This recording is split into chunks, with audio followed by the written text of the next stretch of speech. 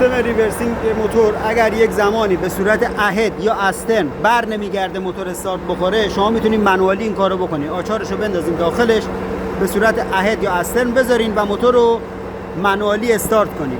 اگر چنانچه این مشکل همیشگی بود، برمیگرده به کنترل والو شما. به این قسمت مشکل از اینجاست. چنانچه یه زمانی استارت از بریج میزنن، این دسته میره و سریع برمیگرده یا میره و گیر میکنه. اینجا یه دونه نیدل والو داریم.